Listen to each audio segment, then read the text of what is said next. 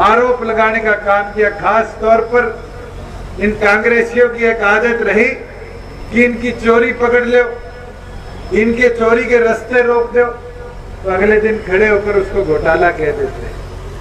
मैं आपको बताना चाहूंगा कि पिछले साल से इस साल आपकी सरकार ने जब फसलों की खरीद की बात की, मुझे याद है 2 महीने पहले प्रदेश में ऐसा माहौल बना दिया गया कि किसान बर्बाद हो जाएगा, आड़ती बर्बाद हो जाएगा, फसल नहीं उठेगी। मैं आज आपसे पूछना चाहता हूं, अपने इस इलाके में तो जीरी बहुत कम है, ज्यादातर बाजरा है, ज्यादातर नरमा है। आज के दिन हरियाणा के इतिहास में पहली बार हुआ है कि जहां जीरी प्रोक्योर करी जाती थी, आपकी सरकार ने नरमा भी खरीदा।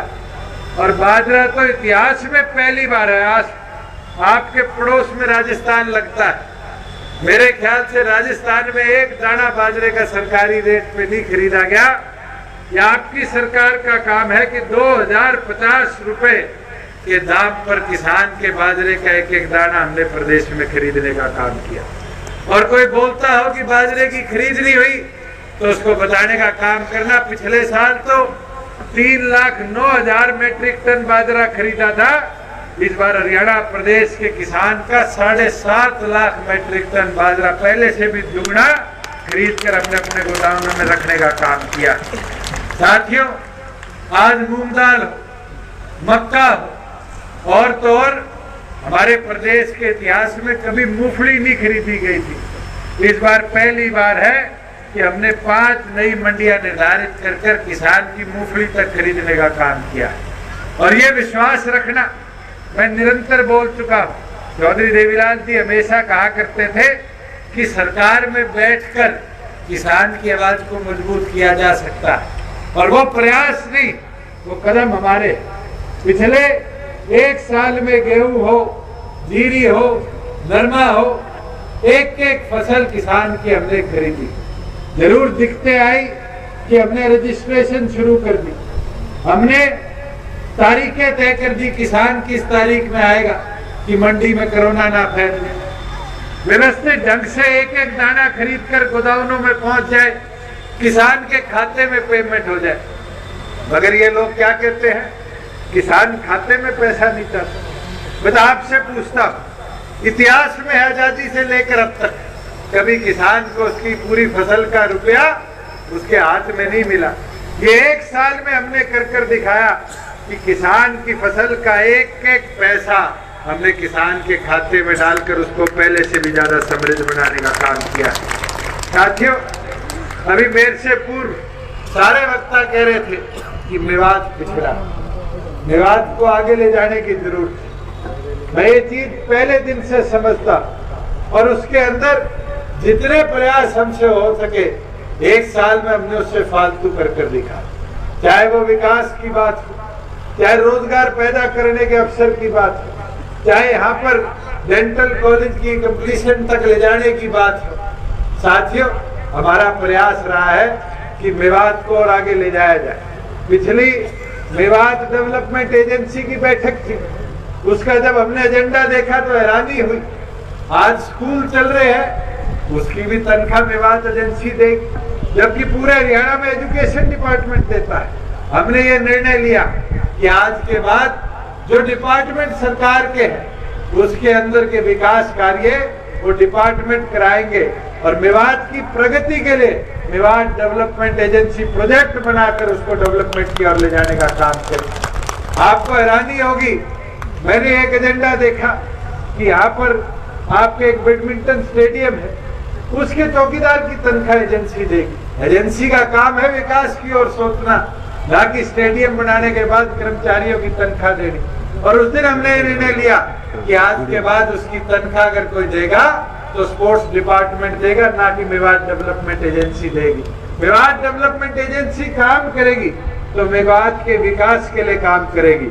और मैं तो आज आपको बोलना चाहता हूँ कि हमने उस दिन ये निर्णय लिया है कि मेवात की आपकी जो नूह की पुरानी तहसील है, जो 1857 के समय पर भी खड़ी रही थी और आज 100 साल से पुरानी है, उसको मेवात के इतिहास से जोड़कर मेवात का पहला म्यूजियम बनाएंगे और तहसील को मेन बिल्डिंग में शिफ्ट करने का काम करेंगे।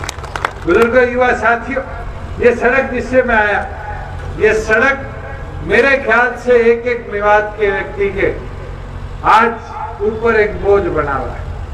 और उसके लिए मैंने नितिन गडकरी जी से चर्चा करी कि इसको नेशनल हाईवे, क्योंकि जो आज बंबई से गुड़गांव को जोड़ने का आपका हाईवे बन रहा है, एक्सप्रेस वे बन रहा है, वो बढ़ जाएगा तो इसको एनएच के तौर पर आप इस्तेमाल नहीं करोगे। और आज उसका नतीजा है, इस पे गड्ढे, इसकी 4 लेनिंग प्रदेश सरकार नहीं कर सकती। तो उन्होंने वादा किया है कि 2021 के अंदर ये स्टेट को रोड ट्रांसफर हो जाएगी। और ये वादा आज मैं कर जाता हूं कि 1 साल के अंदर अंदर इसका 4 लेनिंग का काम हम शुरू करेंगे, जिससे आपके इस घोटाले को और इस इलाके के विकास के अंदर एक अहम भूमिका ये बनाने का काम करेंगे। अभी मेरे से पूर्व वक्ताओं ने कहा कि उस एक्सप्रेसवे पे कट नहीं है। मैं आप लोगों से आग्रह करूंगा कि जो major district road, state highway उस हाईवे पर लगते हैं, उसको जरूर मेरे तक पहुंचाए कि हम चर्चा कर नेशनल हाईवे से आपके इस एक्सप्रेसवे में भी कट बनाने का काम करेंगे। साथियों, जहाँ रोजगार की बात है, मैंने जब हरियाणा सरकार के अंदर ये जिम्मेवारी संभाली तो सबसे पहले HSIDC की मीटिंग में आपका IMT भी उठाने का काम। अभी तैयब जी कह रहे थे हमारी जमीन ली मगर वहाँ विकास कार्य नहीं हुआ। मैंने पहली कंपनी जो मेरे पास हरियाणा के अंदर उद्योग लगाने आई, वो दुनिया की सबसे बड़ी बैटरी बनाने वाली कंपनी थी ATL। हमने उनको मजबूती के साथ पीछे पढ़ कर परस्यू कर इस चीज के फैसले पे लाने का काम किया कि अगर फैक्ट्री लगाओगे तो हरियाणा प्रदेश की धरती पर रोजवका मेव के IMT के अंदर लगाने का काम करोगे। और बड़ी खुशी होती है आपके साथ साझा करते हुए कि हमारी 1 साल की मेहनत रंग लाई और उनने 3 करोड़ रुपए के दाम पर हमसे वो जमीन खरीदी। और आज उनने हमसे 160 और 170 एकड़ के बीच में जमीन वहां खरीदने का काम किया। और अगले 1 साल के अंदर 3,500 करोड़ रुपया और अगले 4 साल में 7,000 करोड़ के निवेश के साथ 1500 युवाओं के रोजगार के लिए वहां पर इंफ्रास्ट्रक्चर खड़ा करने का काम करेंगे। मगर एक चीज बोलूंगा, 1500 के अंदर मेवात की हिस्सेदारी हो, इसके लिए 2 चीज जरूरी। हम कह देते हैं शिक्षा पिछड़ा है, शिक्षा पिछड़ा है, मेवात इतना भी पिछड़ा नहीं, थोड़ा सा जोर लगाने की जरूरत है। आज मास्टर हो, हम पर्याप्त मात्रा में पूरे कराने का काम करेंगे।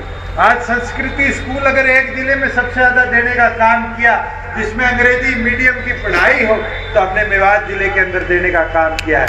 और ये वादा मैं करता हूँ कि छोरे पढ़ाने का काम आप कर दो, छोरियों को पढ़ाने का काम आप कर दो, नौकरी दिलवाने की मेरी जिम्मेवारी है। उस लड़ाई के लिए, उस लड़ाई को आगे ले जाने के लिए पिछले 1 साल के अंदर प्रदेश में हमने मजबूती से कानून लाने का काम किया है कि 75% हर रोजगार के अंदर हिस्सेदारी हरियाणा प्रदेश के युवाओं की होगी। और उसके लिए जल्द ही जितनी बड़ी कंपनी है उनको आपके ITI के साथ जोड़कर हम इंडस्ट्रियल ट्रेनिंग के अंदर सर्टिफिकेशन लाने का काम करेंगे। विश्वकर्मा स्किल यूनिवर्सिटी के साथ जुड़कर स्कूलों में स्किलिंग के प्रयास करेंगे, जिससे गांव से लेकर सीधा फैक्ट्री जाने का रास्ता हम बनाने का काम करें। और धीरे धीरे देखना, ये वादा मेरा है, 5 साल के अंदर आपके इस रोजका मेव के IMT को हरियाणा प्रदेश का सबसे समृद्ध IMT, सबसे खुशहाल IMT बनाने का हम काम करेंगे। जहाँ साथियों हम देखते थे युवा साथी मेवात से एक्सटेट का पेपर देने सिरसा जाया करते थे, यमुनानगर जाया करते थे। मुझे लगता है ये कोरोना थोड़ी तो महामारी हमारे पेपरों में दे गया, मगर 2 एग्जामिनेशन हुए और हमने ऐसी व्यवस्था बनाई कि हमारे बच्चों को 50 किलोमीटर से ज्यादा दूर जाकर पेपर ना देने पड़े और वो अपने घंटे के अंदर स्टेशन में पहुंचकर अपने एग्जामिनेशन दे पाए। साथियों, जहाँ रिजर्वेशन की बात थी, आज बैकवर्ड पंचायती भी, और उसके अंदर कहीं ना कहीं बैकवर्ड की हिस्सेदारी नहीं बढ़ती थी। ये आपकी सरकार ने मजबूती के साथ निर्णय लिया कि हरियाणा प्रदेश की प्रत्येक ब्लॉक के अंदर 8% हिस्सेदारी बैकवर्ड को बैकवर्ड ए की रिजर्वेशन के माध्यम से लेनी पड़ी। महिलाओं को ताकत देने के लिए मेवात में तो जरूर इसके अंदर खुशी नहीं आएगी। तैयब जी मंत्री जी मेरे को कह रहे थे कि हाँ आप ये टॉपिक मत छेड़ना, मगर मुझे याद है 5 साल पहले जब महिला को शिक्षित बनाने की बात आई थी तब भी कई लोगों ने कहा कि मेवात में शिक्षित महिला सरपंच नहीं मिलेगी, पर एक गांव में शिक्षित महिला सरपंच मिली, गांव का विकास हुआ। और आने वाले चुनावों के अंदर हम 50% महिलाओं को लेकर आएंगे, जिससे कहीं ना कहीं हमारे ग्रामीण अंचल के अंदर भी देखिए जो भेदभाव है इसकी दूरी हो और बराबर हिस्सेदारी के साथ विकास कार्य हम कराने का काम करें। साथियों, हम देखते हैं गांव के सरपंच और आपके मेवात की तो सबसे ज्यादा कंप्लेंट आती है कि हमारे सरपंच ने घोटाला कर दिया, ये गड़बड़ कर दी, इंक्वायरी कर उनको सस्पेंड कर दिया जाता है। और उसके लिए चौधरी देवीलाल जी का एक सपना था कि अगर कोई व्यक्ति जो जिम्मेवार व्यक्ति है चुनाव जीतकर उसको एक जिम्मेवारी दी जाती है वो नहीं निभा सकता, तो वोटर के पास ये ताकत होनी चाहिए कि उसको वापस हटाने का काम करे।